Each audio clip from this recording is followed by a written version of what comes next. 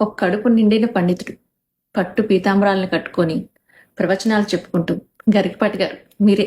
వాళ్ళల్లో మధ్యాహ్న భోజనం ముఖ్యమైనది, చదువు మధ్యాహ్నం అయిపోయింది. చదువు ఎవడికి అక్కల్లా.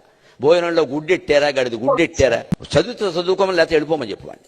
పిల్లలకు భోజనం పెట్టడం ఏంటంటే వాళ్ళ భోజనాలు వాళ్ళు తెచ్చుకోమని లేదా మానేమానండి. పిల్లలకు భోజనం పెట్టి పుస్తకాలు ఇచ్చి యూనిఫార్మ్ ఇన్ని ఇస్తే వాడు చదువుతాడా? శోభనం పెళ్లి కొడుకులో మంచం ఎక్కి కూర్చుంటాడు. వీళ్ళకి ధనవంతులతో ఏ ప్రాబ్లం ఉండదు, క్లబ్బుల్లో పబ్బుల్లో తిరిగే వాళ్ళ గురించి ఏ ప్రాబ్లం ఉండదు, లక్షల కోట్ల ఎగ్గొట్టి విదేశాలకు చెక్కేసే వాళ్ళతో ఏ ప్రాబ్లం ఉండదు. వీళ్ళ బాధ అంతా, ప్రాబ్లం అంతా పాపం ఒక పేదవాడి కంచంలో ఉండే మెతుకు మీద, వాడి బతుకు మీద, వాడికి ఇచ్చే ఒక ఆసరా పథకం మీద మాత్రమే ఉంటది.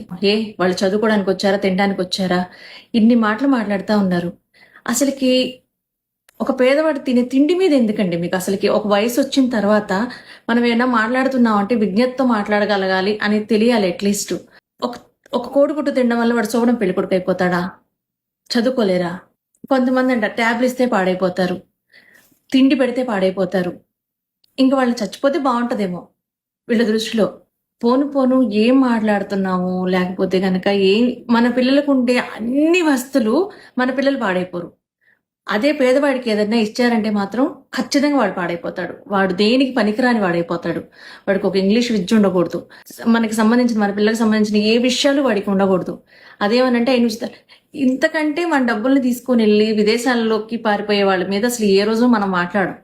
కేవలం పేదవాడు తిండి మీద మాత్రమే మాట్లాడగలుగుతున్నాం అని అంటే ఎంత దౌర్భాగ్యమైన స్థితిలో ఉన్నామో ఆలోచించు.